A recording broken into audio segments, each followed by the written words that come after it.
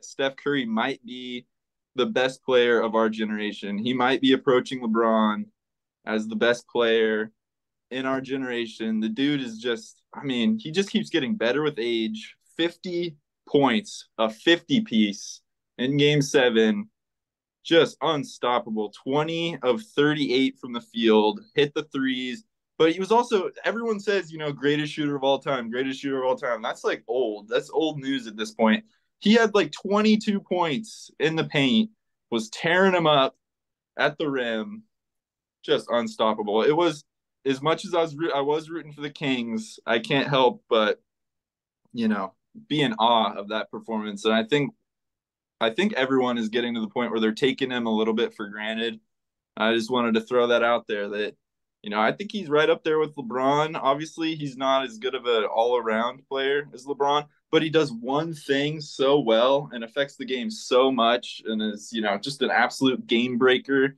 Actually, he does several things well. Like I said, it's not all just shooting. His shot is what gets him the space, but he's also developed all the other skills around him. It's yeah, he's a hell of a player to watch. And I mean, he could get chipped up again this year. He could be going for his fifth pretty easily. Yeah, I mean, looking at the route to another championship, it is not out of the question for them. I think that they're going to have some challenges still to come. I think the next round's going to be hard, and I think it's a lot of talent in the league. But Steph again solidified himself as just an incredible player, and I think you might be right that we need to stop talking about him as the best shooter of all time and start thinking that, maybe he's the best scorer we've had in a long, long while because he is scoring all kinds of ways and he's leading the team. I mean, I know like, this is old news too. That's like you said, he just keeps doing it and keeps getting better. But the way that he put the team on his back, and I'm sure everyone's heard, about his speech that he gave. Apparently, it was like the best pregame speech, since like Rudy or whatever, where he said, if you're not going to come out and win this game, stay home. Like, don't get on the bus if you're not committed to this. And I mean, he made Draymond not argue with calls. Like, I don't know if you guys noticed. I noticed it through the whole game that Draymond's mouth was shut for him. And then after the game, when I found out about the speech where he said, if you're going to be in your emotions, don't show up, it made sense. Like, Curry told the team what they needed to do, and everyone delivered, at least doing what they needed to do to win. And Especially him, though. I mean, especially him, he to backed it say up. all that, and then drop 50 in game 7, that's where the money's made.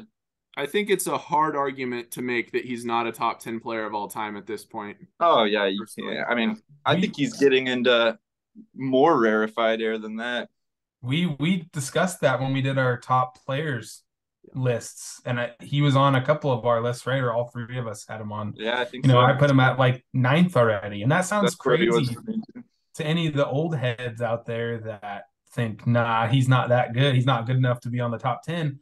He's really approaching it. He's getting the hardware, he's getting, the playoff success, the longevity, everything. And, it's funny that you're discussing him talking about LeBron. The league got what they wanted Yep. in a Lakers led by LeBron and a Warriors led by Steph playoff series.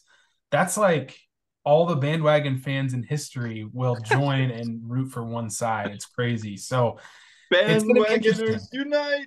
And Curry's still at the top of his game. I'd argue LeBron is not quite at the top of his game anymore. So it's not like the peak versus the peak, obviously, because peak Miami LeBron versus Steph. I don't know. I don't know if it would be tough even for Steph in that matchup because peak LeBron athletically was something else.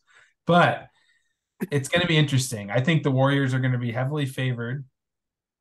Maybe not heavily favored just because the media pushes the Lakers, but I think the Warriors are going to be favored.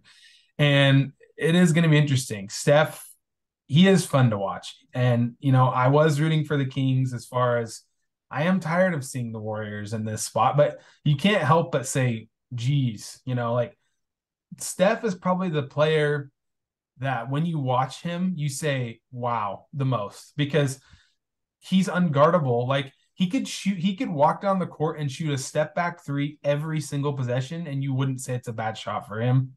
Like from any distance. That's crazy. Like he can be guarded so tightly and he can just still get up a good looking shot that almost goes in every time. It's crazy. And you said it. It's not just shooting, but the shooting, like you said, allows him to do it, but it also warps the game for his teammates. Yeah. It's crazy that shooting of all skills is what makes his team better. Like, because opposing teams are so scared and how they have to gear their defense, it gives everyone else space because they all have to hedge towards Steph, any action he makes. The thing that I think he might be the best player in NBA history at is moving without the ball. He moves without the ball, constant motion, right? And you're like, nah, there's been people that have been better than him, Ray Allen, anybody like that. I don't know. JJ Redick. I don't think so. Go look at Steph. The whole game he's running around screens. And the fact that he can just jack it whenever he gets the ball, it doesn't matter how tightly defended he is. So yeah, I think it is crazy. I think he might be the player of this generation. And I think that before Steph was at his peak when he was having his ankle injuries, it was still LeBron's league, but it's been Steph's league since after that Cleveland and Golden State series when LeBron got that last one. That was big for LeBron's legacy, but I don't know. Ever since then, it's been Steph's. Especially the last couple of years, he's really stepped up. But I had this thought experiment earlier today. I wonder what it would look like if a team defense just decided to let Steph shoot, like literally just step back and like didn't let, like guarded the paint, guarded all the other players and just let him shoot every single time. Like, I wonder if anyone's tried that and what it would look like. Would he just drop, 80 points? Would he hit every three that he took?